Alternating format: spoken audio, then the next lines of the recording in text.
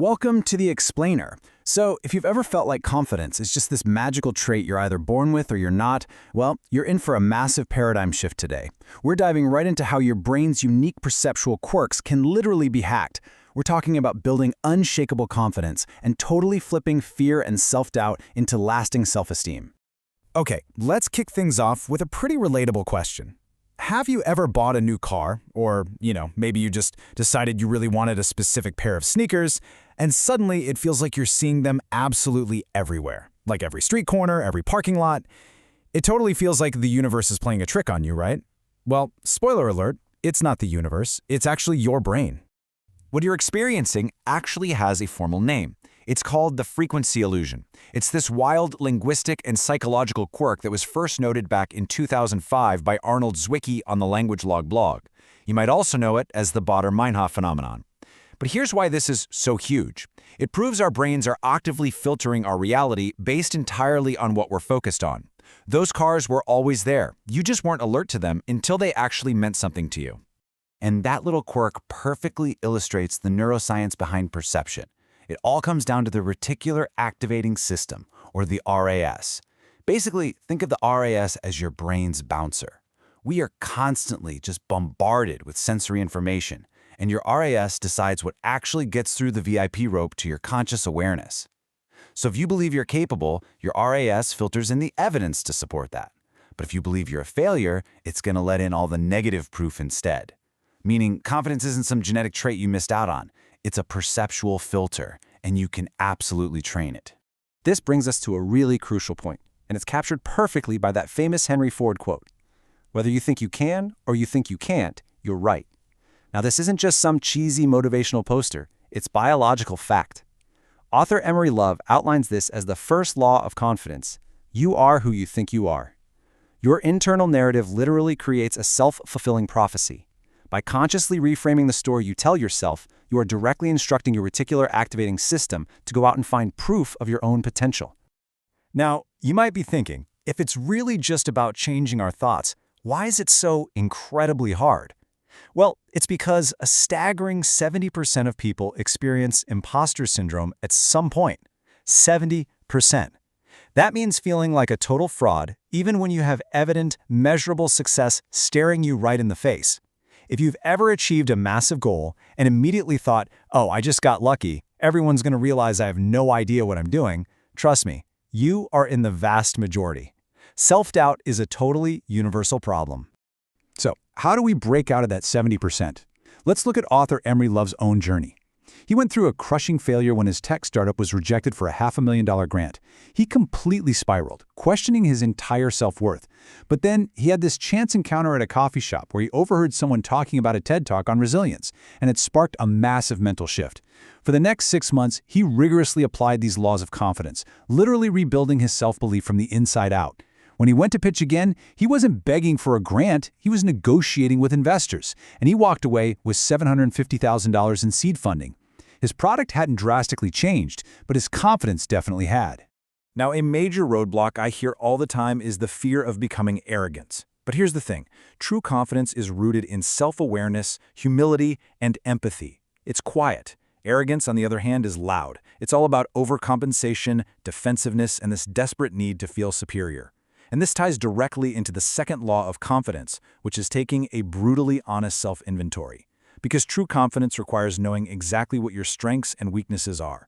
You don't have to exaggerate your abilities when you genuinely know what you bring to the table. So how do we actually start that self-inventory? Well, it begins by looking at your mindset. We're dealing with two distinct mentalities here, famously researched by Dr. Carol Dweck. A fixed mindset believes your talents are totally static, like you either have it or you don't. End of story. But a growth mindset? That relies on neuroplasticity.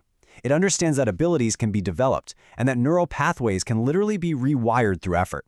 Making that shift to a growth mindset is the absolute foundational step to physically changing your brain's structure to support confidence. But here's the catch. You can't rewire your brain in a vacuum. Which brings us to the third law of confidence, find your peers. Why does this matter so much? Because of a fascinating scientific concept called emotional contagion. We are biologically wired to absorb the moods, the attitudes, and the confidence levels of the people around us. Just as confidence is infectious, so is crippling self-doubt. You literally become the average of the people you spend the most time with. So I want you to take a really hard look at your own social circle. There are specific toxic peers you absolutely must avoid if you want to grow. We're talking about the constant critic who only sees flaws, the energy vampire who just drains you without ever giving back, the underminer who subtly sabotages your wins, and of course, the comparison king or queen and the negative Nancy. Get this, it takes 5 positive interactions to neutralize just 1 negative interaction from people like this.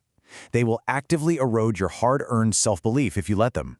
You really have to contrast those energy drains with positive influences. You want to deliberately surround yourself with people who are supportive, honest, inspiring, and emotionally intelligent.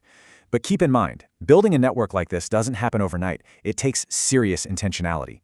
Research actually shows it takes about 50 hours to turn an acquaintance into a casual friend, and roughly 200 hours of engagement to develop a really close, supportive friendship. So, you've got to invest your time wisely into growth-oriented relationships. Okay, so once your mindset and your environment are optimized, you still have to face the real world, which, let's be honest, is incredibly unpredictable. This brings us to a super fascinating metric, the adaptability quotient, or AQ. We all know about IQ and EQ, right? But in a rapidly changing world, AQ is quickly becoming the absolute most vital trait you can have. Combining the 4th law of confidence, which is be prepared for anything, with the 5th law, AQ is your ability to bounce back from setbacks and actually thrive amidst constant change.